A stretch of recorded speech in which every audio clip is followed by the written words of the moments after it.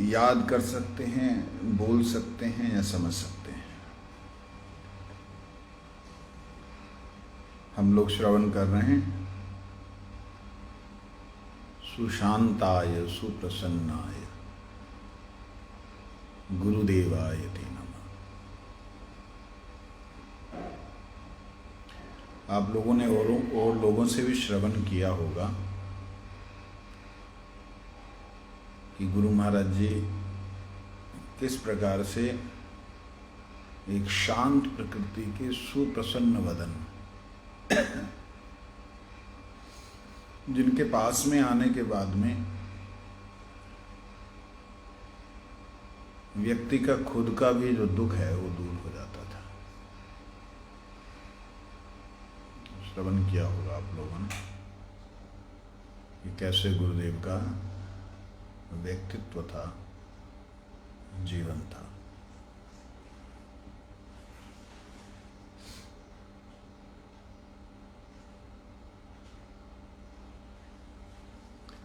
आगे है जीवेषु कोटि मातृवत सुस्निग्ध हृदयाय च सतीर्थ सख्य छत्राय प्रणतार्थ प्रदायिने तृणादपि सुनिचेन श्लोकस्य चैव मूर्तये श्री राधिका पाल्यदासी रूपिणे गुरुवे नमः। टिब्बे में रिकॉर्डर पढ़ा ले आओ।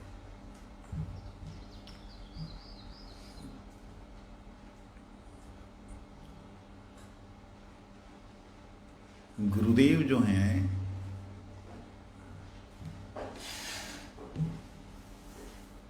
जीवों के कष्ट देखकर क्या वो सुप्रसन्न रहते थे? ये एक चीज समझने वाली।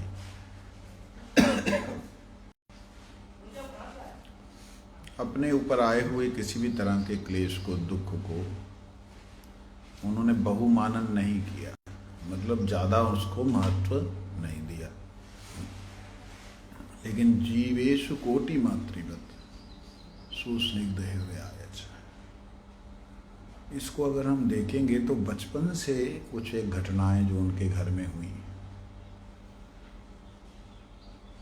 उनको देखकर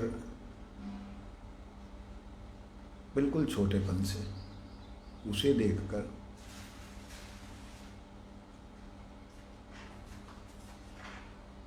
जो कि उनकी बहन ने और उनके भाई ने बताई,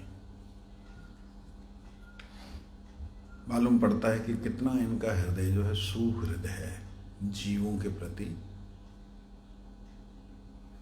उनके मंगल कामना करने वाला हृदय। इसके अलावा कोटि मातृवत क्यों कहा? ये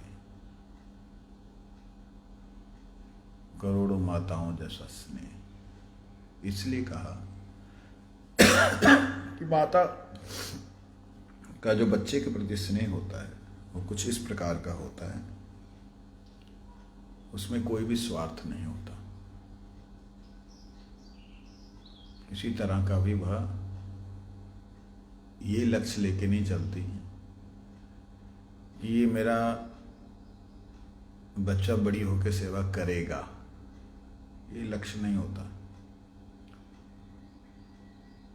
हो सकता है कुछ माताओं में ये हो, परंतु गुरुदेव में ऐसा बिल्कुल भी नहीं था।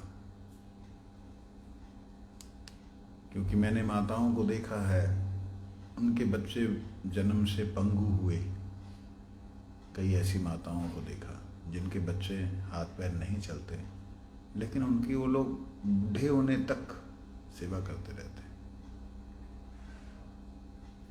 तो वो कैसी सेवा है? वो निस्वार्थ सेवा है। तो माता की तरह एक निस्वार्थ सेवा, पिता की तरह शासन तो नहीं किया गुरुजी ने, ये बात मैं जरूर कहूँगा। गुरुजी में शासन की प्रकृति नहीं थी, उनका स्वभाव शासन वाला नहीं था।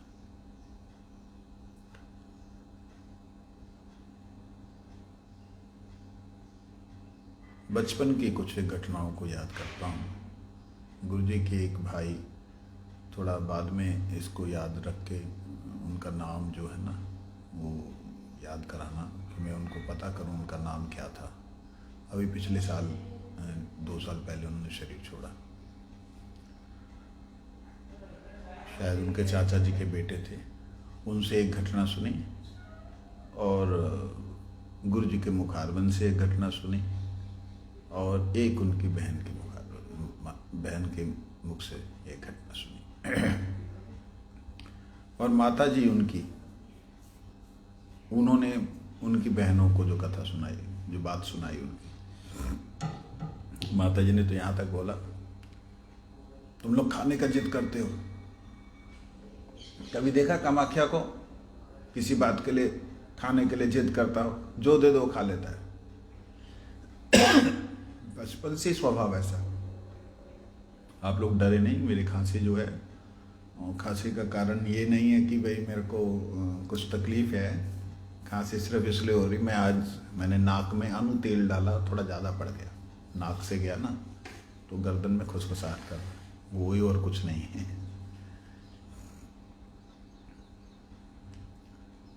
तो ये 3-4 घटनाएं हैं जो बचपन की हैं,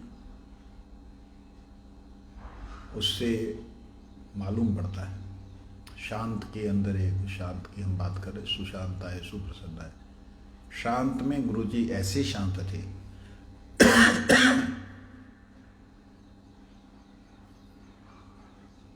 उनकी माता जी कृष्णा दी, जो हम कृष्णा हमारे गुरुजी की बहन, उनको हम पीसी माँ कहते थे, बुआ प्यार से बोलते थे। तो दिल्ली में जब वो थे आए हुए, हमारे साथ में थे, 89 की बात है, 89 और 90 की बात, सन 90 में बहुत दिन तक दिल्ली मठ में थे। और हम लोग थोड़ा सा बच्चे थे तब, और थोड़ा गुरुजी के बारे में जानने के बड़े इच्छुक रहते थे। पूछा कि आपका उनके साथ प्यार कैसा था? कहते वो तो सबके साथ ही प्यार एक जैसा था, मेरे साथ था कुछ तो अलग था, छोटी बहन हूं ना इसलिए अलग था। लेकिन जब गया तो कभी सोचा भी नहीं, कोई लेटर भी नहीं दिया, कोई तार भी नहीं, कुछ नहीं भेजा, पूछे ही नहीं कितने साल तक। तब मालूम पड़ा कि इनका जो प्रेम था वो सबके लिए ऐसे ही था। मैं सोचती थी मैं छोटी हूँ, मेरे से ज़्यादा प्रेम करते। इनको गुरुजी को मेजुदा बोलते थे, मेजुदा मतलब मझला भाई। मेजुदार हमारे प्रति विशेष प्रेम प्रीति, किंतु चले गए तब मालूम पड़ा। तो मैंने कहा अच्छा ऋषि ये बोलो आप बताइए गुरुजी का कैसा व्यवहार था? मैंने ना कुछ एक बातें, प्लीज़ मेरा रिक्वेस्ट है, अगर मैं बार बार कह रहा हूँ, मेरे को ये सब बातें बैठने के बाद में, बहुत ज़्यादा अंदर जाने के बाद में याद आ रही हैं। ये बाद में आप मेरे से पूछोगे, शायद उस वक्त मैं ना बोल पाऊँ। इसको प्लीज़ नोट कीजिए। मैं आपको बार बार बोल रहा हूँ। 1-2 जनों को मैंने डायरेक्टली, एक को मैंने टांडा से जो है उनको डायरेक्टली मैंने बोला है, निवेदन किया है, वो आदेश समझें तो समझ लें कि इनको नोट करें, उनकी आदत है लिखने की। तो माता जी बोलती हैं कि क्या बोलना था, हाँ, आपका जो है उनका स्वभाव कैसा था? कहते क्या बोलूं मैं, कहाँ से बोलूं? तो फिर विष्णु महाराज जी की एक आदत थी, वो क्या करते थे कि वो ना, जैसे तितिक्षवा कारुणिका सुहृद सर्वदेहिना अजात शत्रु, ये श्लोक जो हैं वो श्लोकों के अनुसार गुरु जी की, हमारे कुलदीप प्रभु जी, श्लोकों के अनुसार गुरु जी की महिमा को वो लोग टैली करते थे। मतलब उस वक्त तो इतना नहीं करते थे, बाद में करना शुरू हुआ, लेकिन उस वक्त करते थे। तो मेरे दिमाग में क्लिक किया। मैंने कहा गुरुजी शांत कैसे थे? शांत गुरुजी रहते थे। सुना कैसे शांत रहते थे, वो कुछ घटना सुना। तो वो बोलती हैं, कहते हम लोग तो अभी भूख लगने से तो अब बच्चा है, रोएगा।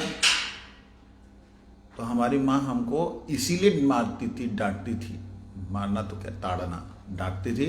देखो कामाख्या जो है उसको भूख लगने से कोई बोलता है, रोता है? तुम लोग ही उत्पात करते हो, शांत रहा करो, बना रही हो ना। मतलब माँ बना रही है, इतने में ही वो पेट भर जाता गुरु जी का। उसके लिए ऐसा पागलपन नहीं कि जल्दी दो, मेरे को भूख लगी है, मैंने जाना है, कुछ नहीं। कितना अद्भुत। उनकी माता ने एक बार, ये बात बोलना उचित है या अनुचित मुझे नहीं मालूम, याद आ रही है। माता ने एक बार कृष्णा दी से बोला, जब चली गए गुरुजी, तो उसके बाद कृष्णा दी से बोला, तुमको क्या बताऊं, वो तो ऐसा था कि क्या खाता होगा, क्या नहीं खाता होगा, कहाँ खाता होगा, विरह में माँ रो रही है। कौन उसको दे रहा है, कौन नहीं दे रहा है, उसको कोई पूछता भी है कि नहीं, पता नहीं, वो तो पागला है, भोला है। विरह में रोते रोते बोल रही है। रोते रोते उसके मुख से जो बात निकली, शायद ही कोई माँ ऐसा बोल पाए। कहते तुम्हें क्या बोलूं, उसके लिए हमको इतना चिंता होता था कि कब दूध पिलाना है। दूध के लिए भी नहीं रोया वो तो। जब बिल्कुल शिशु थे तब तो दूध के लिए भी नहीं रोया। अब उसको कौन खिलाता होगा, कौन पिलाता होगा। दीदी पिसी माँ बोलते बोलते उसकी आंखों में आंसू आ गए कि माँ इस विरह में कि मेरे लाल को कौन खिलाता पिलाता होगा। यहां उसने दूध के लिए भी नहीं बोला, कभी रोया नहीं, जिद नहीं की, जबरदस्ती पकड़ पकड़ के पिलाती थी तो भी करके चला जाता था कि नहीं पीना। हाँ, क्या बात है। कैसे, मतलब होंगे और भी ऐसे महापुरुष लोग होंगे, मैं ऐसा नहीं बोलता हूँ नहीं होंगे, रहे होंगे, पहले आए होंगे धरती पे, लेकिन ये जो आए और हमें मिले, इससे बड़ा सौभाग्य हमारा और कुछ नहीं हो सकता।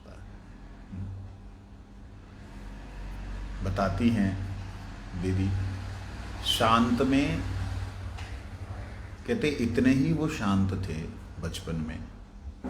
आप भोजन से तो समझ सकते, बच्चा बचपन में भोजन के लिए, तो गुरुजी बोलते, कहते कि जो वो लोग, हम जब गुरुजी के मुखार जो सुना, हम जब छोटा था, वो लोग रामायण पाठ करना, महाभारत सुनना, वही सब महाभारत का कथा, राम का कथा, ऋषि मुनि लोग का कथा सुनने के बाद में वो लोग बताशा देता है, उसको हम लूटते हैं। आप सोचिए कितना क्यूट सा, कितना मतलब भोलापन गुरुजी के जीवन में नजर आ रहा है। कहते हम वो बचपन में जो देखा, अभी तो सब बदल गया। अब सब घर घर में सब राजनीति का चर्चा होता, सब राजनीति का चर्चा, ओ इस पार्टी का, भाई बहन उस पार्टी का, ओ बाप पिताजी उस पार्टी का। गुरुजी आज के वर्तमान समय को देख करके चिंता करते थे कि क्या वो समय था हमारा कि हमारे घरों में भगवान के नाम कीर्तन होता था। कहते रोज संध्या को गुरुजी के घर में वो घंटा घड़ियाल लेके, शंख लेकर के महामंत्र होता था और कीर्तन होता था। हालांकि लोग मांसाहारी भी थे, मैक्सिमम लोग मांसाहारी थे, आसाम में मैक्सिमम लोग मांसाहारी, लेकिन फिर भी नाम कीर्तन में सभी योगदान करते थे। एक उत्सव जैसा होता था। उत्सव जैसा मतलब घर घर में शंख बज रहे हैं, घंटे बज रहे हैं, घड़ियाल बज रहे हैं, सब मतलब संध्या के समय में एक तरीके से एक माहौल अलग था। कहते अभी बिल्कुल अलग हो गया, सब बदल गया। तो शांत में भी कितना प्यारी शांति उनकी। गुरु कहते एक बार हमारा चाची, शायद गुरुजी की थोड़ी चंचलता की बात बतला रहा हूं जो गुरुजी ने स्वयं बोली। कहते हैं हमारा चाची और हमको सुना रहा है, कुछ कथा सुना रहा है। और जो पिताजी, बड़े पिताजी होते हैं ना, ताऊ जी वगैरह, वो आ गए। उनके आने से वो इतना लंबा घूंघट कर दिया, छोटा ऐसे कर दिया। हम सामने बैठा है तो हमको नहीं मालूम क्यों किया, हम उसका घूंघट उठाता है ऐसे, घूंघट उठाता, मारेगा, हमारा खोलो, बंद करो, रहेगा। कहते ऐसा था मर्यादा, आज सब सब उड़ गया। कैसे क्यूट सा उनका, बड़ा भोलेपन में उनका जो है चांचल्य, किसी बात के लिए चंचल नहीं होते थे, ऐसा सुशांत स्वभाव था।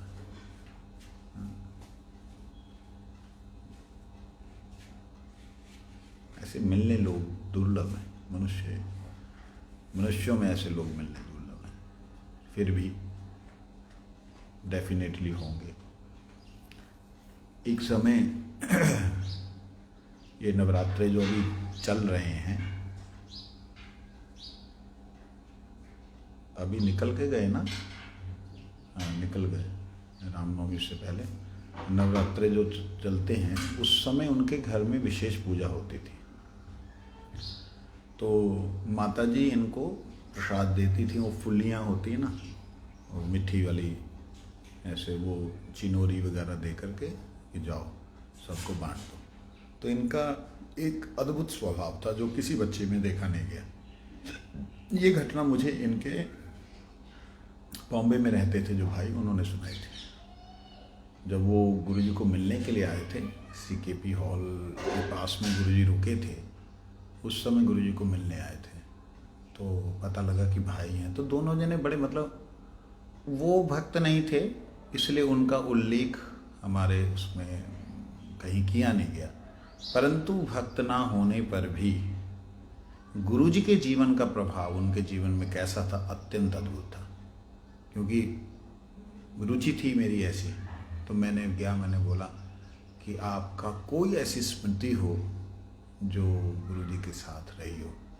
क्या स्मृति रहेगा, अभी तो हम इतना बूढ़ा हो गया, बहुत बुजुर्ग थे गुरुजी के, मेरा ख्याल 1 साल बड़े होंगे ऐसा, या छोटे होंगे, मेरे को याद नहीं। तो अभी इसकी खबर करनी है, इसके बारे में खोज करना है। तो कहते क्या याद होगा, अभी तो हमारा कुछ, अभी का कुछ नहीं याद रहता, प्योर वो तो 24 साल का उम्र में घर छोड़ के आ गया। जब हम कुछ करेंगे, आपस में कुछ विचार करेंगे, तब तो छोड़ के आ गया। मैंने कहा फिर भी आपके दिमाग में कोई तो ऐसी बात होगी, घटना होगी। तो वही बातें शांत वाली जो बोली थी, वो बातें थी। एक बात उनके हृदय में जिसने छाप डाली हुई थी, वो थी अद्भुत। कहते हम खेलते हुए, आप तो भाई देखो, हम तो सब खाता है, उन्होंने बोला हम तो सब खाता है, लेकिन एक बार बचपन में खेलते, ये तो कभी खाया नहीं, ये सब गंदा, मतलब गंदा नहीं, उन्होंने बोला ये तो सब खाया नहीं। तो गुरुजी का ऐसा था कि मांसाहारी अगल बगल में रहने पर भी गुरुजी ने प्याज भी नहीं खाना पसंद किया। मतलब प्याज भी अगर डाल दिया तो गुरुजी की आंखें बड़ी हो जाती थी। पहले डॉक्टर्स की ये ऑब्जर्वमेंट थी कि भाई, ऑब्जर्वेशन थी कि इसको चाय प्याज, आप सोच लीजिए जो चाय का बगीचा हो जिनका, वो चाय ना पिए। अंडा तो छोड़ ही दीजिए, अंडा मांस तो बाकी तो छोड़ ही दीजिए। ये हमें इस घटना का दूसरा एक कारण भी मिला कि गुरुदेव ने बचपन से कभी कुछ नहीं खाया। एक डॉक्टर सैनन हैं अभी शायद कलकत्ता में, डॉक्टर सैनन, बॉम्बे में हमारा जो पारसी खिलपे मंदिर है वहाँ पे वो आते थे, होम्योपैथी के डॉक्टर। तो वो आकर के दवाइयाँ देते थे। तो उनकी एक खासियत थी कि जो बिल्कुल ऐसी अवस्था में पहुँच गया जिसको डायलिसिस हो रहा है, ऐसी अवस्था में पहुँच गया जो मरने वाला है, वो उन केसों को लेते हैं कि भाई हाँ तो हमको लगा कि भाई अगर गुरुजी के बारे में कुछ अगर देखें तो अच्छा होगा। गुरुजी को मिलवाया, कलकत्ता में गए, वो विज़िट के ही उनका 25,000 रुपया है। किसी के यहाँ जाना है 20-25 हज़ार रुपये लगे, उससे कम नहीं। तो थोड़ा हमारे साथ में हमारे कमलाक्ष प्रभु जी बॉम्बे में जो थे, उनके कहने से वो गए। उन्होंने प्रलोभन दिया कि अगर आप गुरुजी का ट्रीटमेंट कर दोगे तो आपको हजारों शिष्य उनके मिलेंगे। हजारों शिष्य नेचुरली आपके प्रति वो होंगे कि भाई आपसे पूछें। तो वो इस लोक से गए, मतलब महालोभी व्यक्ति। तो गुरुजी को पास जा करके उसको उसने सुना कि भाई गुरुजी का शरीर कहाँ, हिस्ट्री लिखते हैं वो लोग। तो उनकी एक असिस्टेंट हिस्ट्री लिख रहे हैं। तो गुरुजी को पूछते हैं कि आप आसाम से, अच्छा। तो बंगला में बात करने लगे कि आपको क्या चीज़ खाने में अच्छी लगती है। गुरुजी कहते हैं ऐसा तो कोई रुचि नहीं है कि क्या अच्छा लगता है, जो मिल जाए ले लेते हैं। नहीं, मैं ये बात नहीं पूछ रहा हूँ, मेरे को यहाँ पे लिखना पड़ेगा। आपको अंडा अच्छा लगता था, जहाँ आपको मछली अच्छी लगती थी, जहाँ दूसरा मांस अच्छा लगता था। गुरुजी का रंग उड़ गया कि मतलब ये पूछ क्या रहा है मेरे से। शायद प्रसाद प्रभु जी थे वहाँ, या कोई और था। मतलब पूछ क्या रहा है, बंदे को अक्ल भी तो होनी चाहिए। गुरुजी ने उसका सम्मान रखा, क्योंकि हमने उसकी बहुत महिमा बोल रखी थी गुरुजी को कि भाई आने से पहले बहुत महिमा। गुरु कहते ये सब तो हम बचपन से लेकर, वो सब हमारा रुचि नहीं था। फिर उसने दोबारा पूछा, फिर गुरुजी ने टाल दिया। फिर तिवारा पूछा, अरे आप संकोच मत करें, अभी नहीं लेते, ठीक है, लेकिन उस वक्त क्या रुचि थी। अब वही शब्द, गंदे शब्द उच्चारण कर रहा हूं। गुरुजी को गुस्सा आ गया। हम बोला ना, हम कभी नहीं लिया। और हम लोग को जो जबरदस्ती किया, हमारा मरने जैसा हालत हो गया। मतलब अब वो किसने जबरदस्ती की, वो सब हमारी खोज फिर तो चलनी चाहिए थी। उनके चाचा जी ने गुरुजी से जबरदस्ती की थी, अंडा नहीं खाएगा दिमाग नहीं बढ़ेगा। वो जबरदस्ती उनको देने की कोशिश की, लेकिन तो लेंगे नहीं। तो खाने में जैसे वो उसको पका देते ना, तो परोठे जैसा हो जाता है। वो अननोइंगली उनको जबरदस्ती अगर दिया तो गुरुजी की आंखें बाहर आ गई। गुरुजी बेहोश अवस्था जैसे हो गए, जैसे कि मर जाएंगे, ऐसी हालत हो गई। 55 में, कल्पना कर सकते हैं ये घटना कितनी मतलब महत्व रखती है कि कैसे भी परिवार में जन्म क्यों ना हो जाए, भक्त का अद्भुत जीवन होता है। भक्त मतलब नित्य पार्षद जो है, उनका अद्भुत जीवन होता है। गुरुजी ने कभी प्याज भी नहीं खाया। गुरुजी ने अब उनके लिए ऐसी रूखी सूखी दाल, तो इसीलिए उनकी माँ रोई कि जब यहाँ पे ऐसा उसको कुछ खाने को नहीं मिला, ढंग से हमने परवरिश नहीं की। खैर जो, तो मैंने उन भाई से पूछा, मैंने कहा कोई घटना ऐसी हो, तो उनकी छाप जो पड़ी थी वो बताई उन्होंने। कहते अब बच्चे हैं हम लोग, तो मांसाहार खाने वाले लोग हैं, वो तो खाया नहीं कभी, उसको थोड़ा जबरदस्ती करने से तो मरने जैसा हालत हो गया उसका। लेकिन एक बात हम देखिए, हमको भूलता नहीं है क्या। अब उनको जोर डाला ना, प्रेशर डाला, तो उनको वो घटना याद आ गई। कहते हैं हम बहुत छोटे थे और ये कीड़ों को, जो कॉकरोच कीड़े, इन सब को वो कुछ जो प्रसाद होता है वो कुछ डाल रहा था खाने के लिए। तो माता ने वो 9 दिनों में जो दिया प्रसाद, वो डाल रहे थे खाने के। सबको तो दिया, बाद में अपना जो है उसमें से डाल रहे।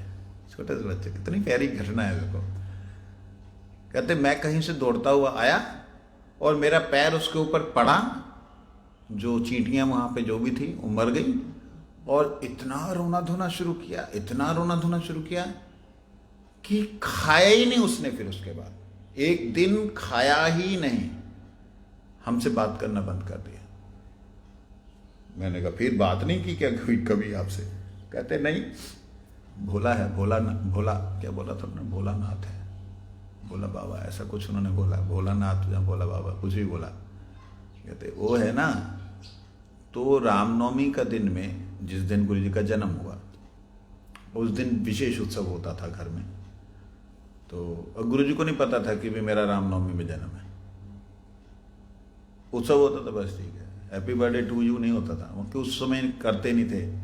ये तो संस्कृति बाद में आई है। पूजा करवाते थे, आरती करवाते थे, फिर प्रसाद बंटवाते थे, ऐसा सिस्टम होता था।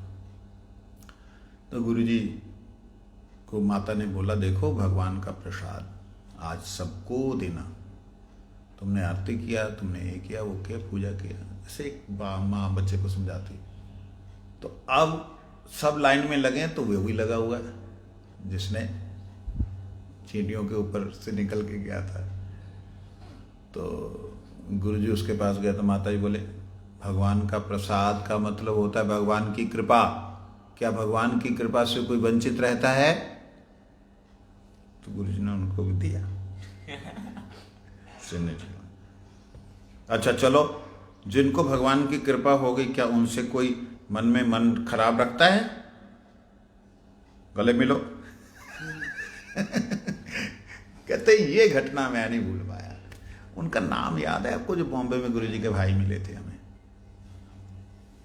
तुम लोग भी थे ना वहां पे? हाँ, वो कौन सी बिल्डिंग में आए थे, बिल्डिंग का नाम और घटना। उनको हम लोग कमरे में ले गए थे अलग से। हाँ, तो उनसे घटना सुनी थी। उसके बाद फिर मैं एक बार मिला था। कहाँ अंधेरी ना कहाँ लोग खंड वाला कहीं रहते थे, जो भी है। इसको नोट करना है कि इस घटना को आप सोचिए कैसा जीवन है। किसी भी जीव का अहित जो देख ही ना पाए। गुरुजी अपने उस बचपन की घटना को कभी भूले नहीं और बोला भी नहीं, लेकिन भूले नहीं। गुरुजी कहते हैं कि हम तो बचपन से सुना ध्रुव कथा, प्रहलाद कथा, प्रहलाद चरित्र बचपन से सुना। ध्रुव जी को क्या शिक्षा दिया उनका माता? जीव वही दुख पाता है जो उसने किसी को दिया है। नारद जी ने क्या बोला? एक ही बात नारद जी ने, सेम बात नारद जी ने बोला कि जीव वही दुख पाता है जो उसने दूसरे को दिया होता है। इसीलिए किसी से द्वेष नहीं करना। द्वेष रख के भजन करोगे तो तुम्हारा भजन नहीं होगा, भगवान प्रसन्न नहीं होंगे। ये बात पे कितना गुरुजी जोर देते थे, याद है आपको? है ना? मतलब मैं कई बार सोचता हूँ, ठीक है तुम लोगों को ऐसा परम सौभाग्य नहीं मिला कि गुरुजी का दर्शन नहीं कर पाए या उनका संग नहीं मिला, लेकिन आज उनकी महिमा सुनते हुए आपको कैसी प्रफुल्लन, मतलब कैसे आनंद आ रहा होगा कि भाई ऐसे महान गुरुदेव की शरण में जो हैं उनके साथ आप बैठे हो। मतलब एक अलग तरह की फीलिंग है। मैं इस चीज़ को समझ सकता हूँ कि जब परम गुरु जी के जो गुरु भाई लोग होते थे उनसे जब हम मिलते थे, हमारी क्या फीलिंग होती थी? प्रभु बात जी से, उनसे हरिनाम दीक्षा हो गया, उनसे एक अलग तरह की फीलिंग होती थी है? कि भाई आज जो गुरु जी के जो गुरु भाई लोग हैं, जो कि अच्छे निष्ठावान वैष्णव रहे, उनमें से कोई गृहस्थी गुरु भाई मिलता है गुरु जी का, तो कैसे लगता है गुरु जी के गुरु भाई हैं, है ना? फील होता है वो। तो इस प्रकार से गुरुदेव के अद्भुत जीवन में से एक घटना ये जो हमने देखी बचपन की, एक तो शांत वाली और दूसरा ये जीवों के प्रति। गुरुजी ने जन्म से ही कह सकते हैं किसी भी जीव की हत्या नहीं की। गुरुजी अगर कोई व्यक्ति मछली पकड़, गुरुजी के सामने घर के नीचे बिल्कुल सामने एक तालाब था, गुरुजी कभी उस तालाब के किनारे नहीं जाते थे। लोग वहां क्या करते थे, ऐसे ऐसे बीच में ना, तालाब के बीच में ऐसे मचान बनाए हुए हैं, आप भी देखा ना, वो वहाँ मछलियाँ पकड़ते हैं बैठ के सब, संडे के दिन या उस दिन सब मछलियाँ डाल दें, मछलियाँ पकड़ा। गुरुजी उस तालाब के किनारे नहीं जाते थे, इसलिए अच्छा उधर जाएंगे, क्या बोलते हैं, पास में ही ब्रह्मपुत्र नदी, उधर जाएंगे, स्नान करेंगे, सब कुछ करेंगे, लेकिन तालाब में नहीं जाएंगे। क्यों नहीं जाएंगे? पोखरा बोलते, पोखरा, वहां मछलियां पकड़ते हैं। गुरुजी किसी भी व्यक्ति को ऐसे मछली पकड़ के ऐसे हिलती है मछली देख के रोने लग जाते थे। इसलिए घर में कभी भी ये सब चीज़ें आती थी तो इनको नहीं दिखाया जाए। ये चिल्लाएगा, रोएगा, हाथ पैर पटकेगा। जो कितना सुशांत था, वो किसी जीव के कष्ट को देख करके अगर इतना विचलित होता है तो उनके लिए कौन सा शब्द प्रयोग होना चाहिए? कोटि मातृवत, जीवेशु कोटि मातृवत, सुस्निग्ध हृदयाय च। आप अपने बच्चे के लिए तो रो लोगे, एक माँ का कर्तव्य है, एक माँ का स्वभाव है। अपने बच्चे के लिए उसका कष्ट होता है, लेकिन दूसरे बच्चे मर गए जहाँ उनको कुछ हैजा हो गया, आप उस वक्त और ज्यादा अपने बच्चे के क्लोज हो जाएंगे। इतने ऐसे तो होता है, हा? लेकिन अपनी परवाह ना करते हुए दूसरे जीव को भी अगर कोई कष्ट दे रहा है, वो छोटे से कॉकरोच के ऊपर, जो कॉकरोच वगैरह जो भी चींटे चूटे थे उनके ऊपर से निकल के गए, वो मर गए कुछ उनमें से, तो उनको कितना कष्ट हुआ। और यहाँ पे कोई मछली पकड़ के ले जा रहा, तड़फ रही है, वो देख करके, मतलब जहाँ मछलियाँ बिकती हैं वहाँ तो मतलब यही भोजन, मेन भोजन तो मांसाहार आसाम का था, अब चेंज हुआ है। तो वो जगह मतलब निकलते हुए कितना संकोच होता होगा, या कितना उनको कष्ट होता होगा कि जीवों को कष्ट दे रहे हैं। ऐसा गुरुदेव का स्वभाव कि एक बार गुरु जी के मुखारविंद से ये सुना। गुरु जी कहते, हम तो बचपन से ये सब हिंसा पसंद नहीं करता था, हम छोटा था, अभी जो हिंसा करता है वो भी हमारा प्रशंसा किया। छोटा था, और कोई आदमी वही गुलेल, वही गुलटी से एक पक्षी को, कबूतर जो था, उसको मारा, वो नीचे गिरा, हम जाकर के उसको उठा के प्यार कर रहे हैं, उसको जल पिलाया। वो जो मारा वही आके प्रशंसा करता, वाह वाह बहुत अच्छे बहुत अच्छे। अब वो जिस हम उसको प्यार किया, प्रशंसा किया, 10 आदमी इकट्ठा हो गया, जो लोग मांसाहार करने वाला वो भी प्रशंसा करता है। उनको भी मालूम है जीव को कष्ट नहीं देना, लेकिन बुद्धि खराब हो गया। मतलब कल्पना कीजिए, एक किसी अन्य जीव के कष्ट को स्वयं के ऊपर लेकर के अनुभव करना और उसको फील करना, ये कोई माँ कर सकती दूसरी संसार की? नहीं जी, हम एक काम करते हैं, 1000 माताओं के प्रेम को मिला लें। ठीक है, मनुष्यों के प्रति तो कर सकती है, और जीवों के प्रति, चींटियों के प्रति, मच्छरों के प्रति। गुरुदेव का एक स्वभाव और भी था, वो अद्भुत स्वभाव था। सिर्फ नगर कीर्तन को छोड़ करके गुरुदेव थोड़ा नीचे देख के चलते थे कि कोई जीव ना आ जाए। ये तो कृष्ण केशव प्रभु जी ने और प्रभुपाद के कुछ शिष्यों ने गुरु जी को समझाया कि भाई ये इनकी तरफ ध्यान दोगे तुम्हारी सेवा नहीं होगी, सेवा का उद्देश्य होने से वो जो भी चाहेगा उनका कल्याण हो जाएगा। तो मैं तो नहीं कर सकता कल्याण किसी का। क्या भावनाएं हैं गुरु जी की।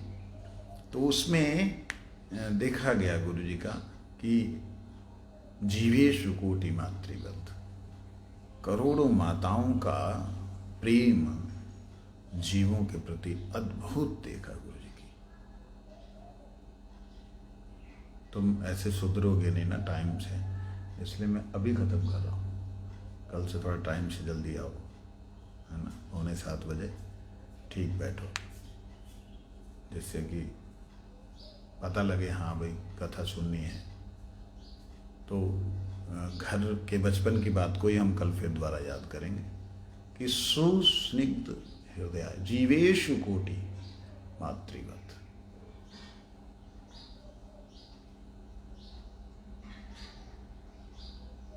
गुरु जी को पेड़ पौधे लगाने का ही बड़ा बहुत विशेष वो था, रुचि थी। पेड़ पौधे लगाना या उनको उनकी रक्षण करना, ये बड़ा रुचि थी। मेरे को भी गुरु जी ने बोला था यहाँ के लिए। वहाँ जब मालूम पड़ा कि मैं गोवर्धन, वहाँ पे वो ये सब गाछपाला है, मतलब पेड़ पौधे हैं। मैंने कहा नहीं महाराज जी वहाँ तो नहीं है। ओ, मैंने कहा छत पे हम करेंगे। छत पे करेगा? छत पे तो मैंने कहा नहीं महाराज छत पे गार्डनिंग होता, और जैसा हमारा मठ का कलकत्ता मठ में भी ना बड़े बड़े गमलों में। मैं कहा हाँ जी ऐसे लेकिन उसमें तो छाया नहीं होता। तो गुरुजी की कहा एक रुचि जो है प्रकृति के प्रति भी बड़ी अच्छी थी, वैसे तो थी ही प्रकृति को। और सबसे विशेष बात, गुरुजी शिव के ऐसे उपासक, जब बैठ जाएं तो पता ही ना लगे कि कब बैठे हैं वो। जब बैठते थे गुरुजी ध्यान में तो उन्हें पता नहीं लगता था कि कितनी देर हो गई। गुरुदेव के अपने गुरुजी बहुत कम बोलते थे अपने विषय में, बहुत ही कम गुरुजी ने अपने विषय में, गुरुजी का परम गुरुजी का कैसा प्रेम था, कैसा संबंध था, अपने विषय में गुरुजी ने बहुत कम बोला। लेकिन इस बात को गुरुजी ने बोला, कहते जब हम घर में था ध्यान करता, अभी ऐसा लगता था भगवान आ जाएगा, अभी आ जाएगा। जैसे वो आ जाएंगे मतलब जैसे वो आ रहे हैं ऐसा जब फील होता था, हम आँख खोल देता, अगर आ गया तो सब छोड़ के जाना पड़ेगा, सब छोड़ के जाना पड़ेगा। तो गुरु कहते आँख, घर में रहने से भगवान जल्दी आता था। अब गौड़िया मठ में जब से आया है तो सब अभी भगवान नहीं आता।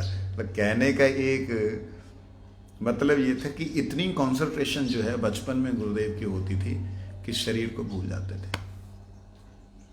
एक घटना याद आ रही है कि इतना ही शांत, इतने ही डेप्थ में, इतने ही योग में प्रवीण थे, जब प्रवीण शब्द गुरु जी के लिए प्रयोग करना उचित नहीं, इतने ही योग में प्रवीण बोलने पड़ेगा, योग में दक्ष थे, योग में लीन थे, शिव के योग में, कि वो जब बैठते थे 3 घंटे तो गए, कम से कम 3 घंटे, पता नहीं लगेगा।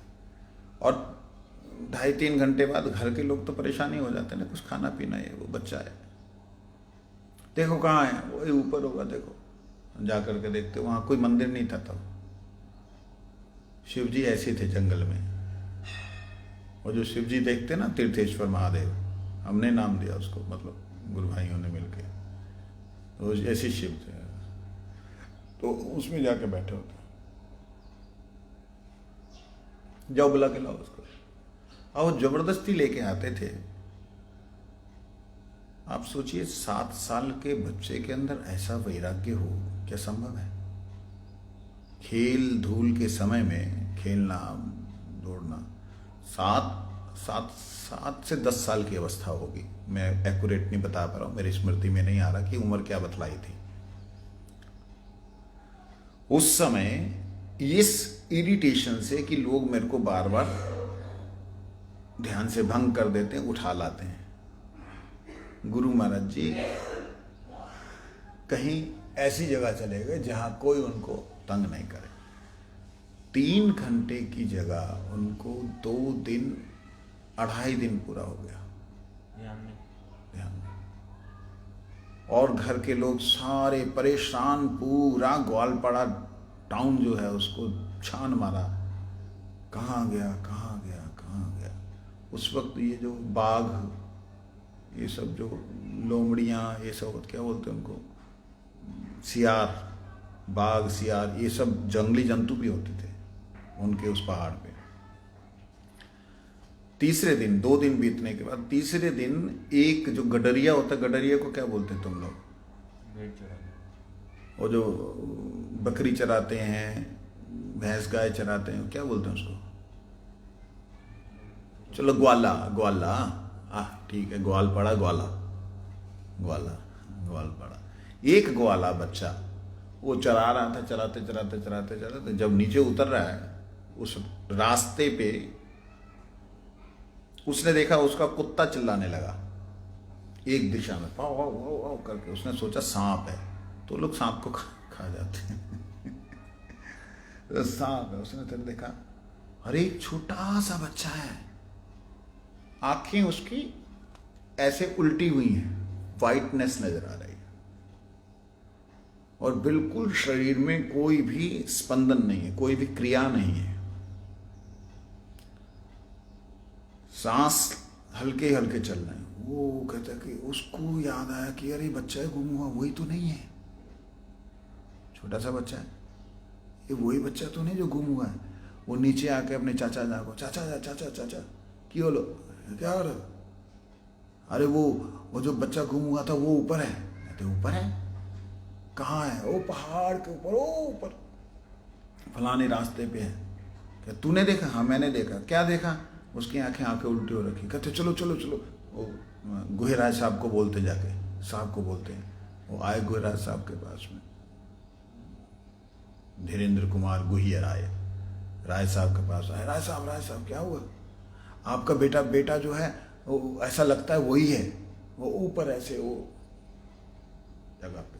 तो अच्छा, तो माता को तो मालूम था कि ये कैसी इसकी अवस्था हो जाती है, ध्यान में मग्न हो जाता है। माता घंटा घड़ियाल लेकर, शंख लेकर के सब लोग वहां पहुंचे, और हरि हरि वो गौर नहीं, हरि बोल हरि बोल, हरि हरि बोल हरि बोल, हरे कृष्ण कृष्ण कृष्ण हरे, महामंत्र कर रहे हैं, हरि बोल 10-15 मिनट लगातार करने के बाद में, शंख घंटे घड़ियाल बजाने के बाद में, 10-15 मिनट बाद गुरु जी की आंखें खुली। मतलब आंखें बंद हुई पहले तो पूरी, फिर धीरे धीरे आंखें खुली। खुलने के बाद बोले आवर अपना रहे सीधे से, आप फिर जल्दी आ गए। मतलब अभी आ गए आप लोग दोबारा से। मतलब उनको ऐसा लग रहा था कि अभी मैं 15-20 मिनट पहले बैठा हूं। मतलब टाइम ट्रेवल जिसको बोलते हैं ना, एक जगह से दूसरी जगह व्यक्ति चला जाता है अगर, तो उसको टाइम ट्रेवलिंग कहते हैं। तो वहां जाने के बाद में, मतलब वहां पहुंचने के बाद में वापिस आने में समय लगता है, मगर घंटे घड़ियाल बजा दिए। तो माँ रो करके गले लगाए। अब तो 2-3 दिन बाद मिला बच्चा, तो 3 दिन हो गया। तो गुरुजी को लगा 3 दिन कहाँ हुआ, 3 दिन कहाँ हुआ, अभी तो मैं आया था। ऐसी अवस्था, बचपन में ऐसी अवस्था समझ में नहीं आती है कि भाई, गोस्वामी गणों में सुना गया है, जैसे गोपाल भट्ट गोस्वामी जी की बात को सुना गया कि बचपन में उनका ऐसा था, और नरहरि सरकार के बारे में थोड़ा सुना गया, वृंदावन दास ठाकुर जी के बारे में थोड़ा सुना गया, थोड़ा थोड़ा, लेकिन ऐसा बिल्कुल अद्भुत ही है ये तो। और ये बात जो है गुरु जी के जन्म से पहले पंडित श्री, क्या नाम था,